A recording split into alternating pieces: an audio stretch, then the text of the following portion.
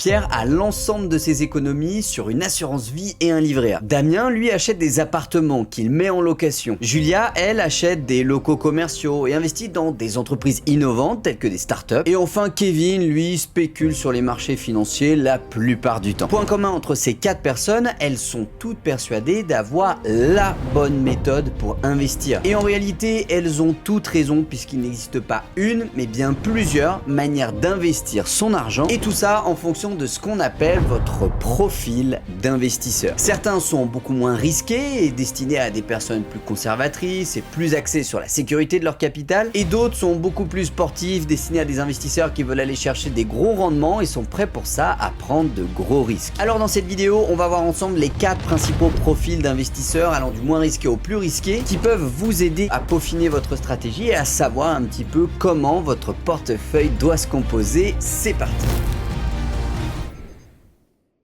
Alors tout d'abord, de manière générale, si on regroupe les différents actifs que vous pouvez acheter au sein de grandes familles, on va dire que grosso modo, il y a 4 grandes familles d'investissement avec plein de sous-familles à l'intérieur d'entre elles. La première, qui est la plus basique, on va dire, et qui est à la base de l'ensemble des patrimoines à travers le monde, c'est l'immobilier. Dans l'immobilier, vous pouvez avoir l'immobilier d'habitation, qui va consister à acheter des appartements, studios, T1, T2, T3, T4. L'immobilier professionnel, pour les locaux professionnels, pour des comptables, des notaires, des médecins, etc.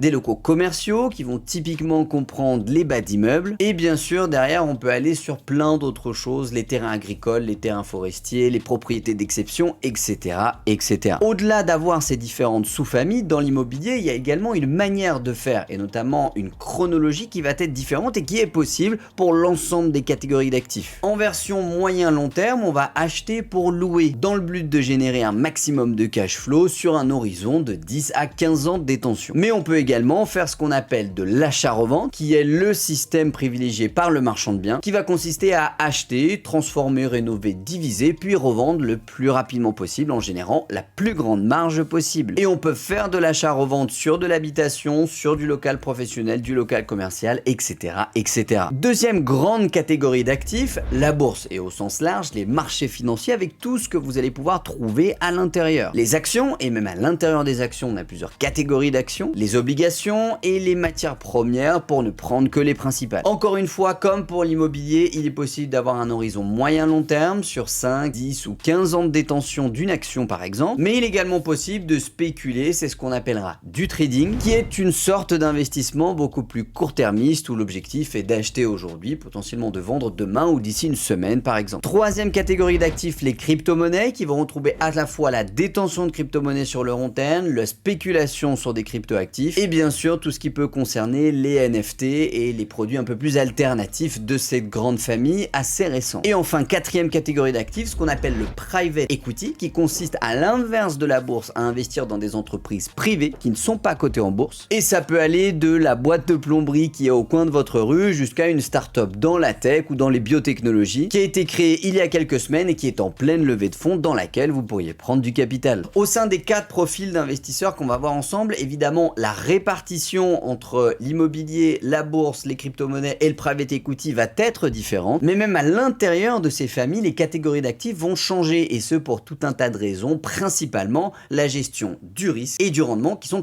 une vraie balance puisque plus vous augmentez l'un, plus vous augmentez l'autre. Et par rapport à ces 4 profils, il n'y a pas de mieux ou de moins bien. Ce n'est pas mieux d'être conservateur que d'être sportif, même s'il peut y avoir une progression, la plupart des investisseurs commenceront par un profil de risque plus faible et iront petit à petit vers des profils de risque plus élevés, même si j'en suis l'exemple typique, je ne suis pas dans le profil de risque le plus élevé. Il faut que tout ça corresponde à votre caractère, à votre tempérament et bien évidemment au temps que vous avez à accorder à la discipline, puisque plus on prend de risques, plus on a de travail effectué pour sécuriser notre investissement et donc plus ça prend de temps et ça devient un vrai métier tel que l'est le métier de marchand de biens ou de trader sur les marchés financiers. Profil de risque numéro 1, le conservateur. C'est le profil qui a la plus faible appétence au risque. C'est l'investisseur qui veut dormir sur ses deux oreilles, qui ne veut pas se prendre la tête, qui va avoir une stratégie 100% passive et surtout un portefeuille qui ne va quasi jamais diminuer en termes de valorisation, puisqu'avec des actifs qui évoluent peu, et la rentabilité visée va être aux alentours des 4 à 6% dans le meilleur des cas, avec une gestion du risque très serrée. La composition de ce portefeuille, comme vous vous en doutez, est au moins de 50% d'immobilier. Et pas n'importe quel immobilier, l'investisseur conservateur va investir dans des biens patrimoniaux, c'est-à-dire des appartements de standing correct dans des grandes villes telles que Paris, Marseille, Lyon, Bordeaux ou encore Strasbourg, c'est-à-dire des actifs qui ne vont être que très touchés et où la carence locative est potentiellement très faible. Donc par définition, il va acheter un appart ou deux appartements à Paris, même chose à Lyon, même chose à Strasbourg, ou pourquoi pas des résidences dans des lieux très demandés comme la montagne ou la Côte d'Azur, en tout cas des actifs qu'il pourra revendre en un claquement de doigts le jour où il le souhaite. Par-dessus ces 50% d'immobilier vont venir s'ajouter 20% d'assurance vie garantie qu'en général cet investisseur fera dans sa banque, c'est-à-dire une assurance vie qui va rapporter entre 3 et 4% avec un montant de dépôt garanti, ce qui veut dire que jamais vous ne perdrez votre capital. Dans le meilleur des cas, vous gagnez, dans le pire des cas, vous êtes à 0% de performance qui arrive exceptionnellement. Par-dessus ça, il va rajouter 20% d'obligations qui peuvent être à l'intérieur d'un compte titre géré dans sa banque ou sur un PEA également, qui sont par définition une catégorie d'actifs très axée sur la solidité économique du pays qui l'a émis. Et en général, l'investisseur conservateur, il ne va pas acheter des obligations d'une start-up ou d'une entreprise, mais bien par exemple des obligations d'État américains sur le moyen ou long terme, c'est-à-dire des valeurs qui vont peu bouger et où le remboursement de l'obligation se fait quasi automatiquement. Enfin, par-dessus ça, il va rajouter une petite dose de risque en investissant sur des ETF qui sont sur des valeurs diversifiées, à la fois du value, à la fois du conservateur, des piliers économiques, donc un petit peu de tout. Et c'est la partie de son portefeuille, on va dire, qui a un niveau de risque un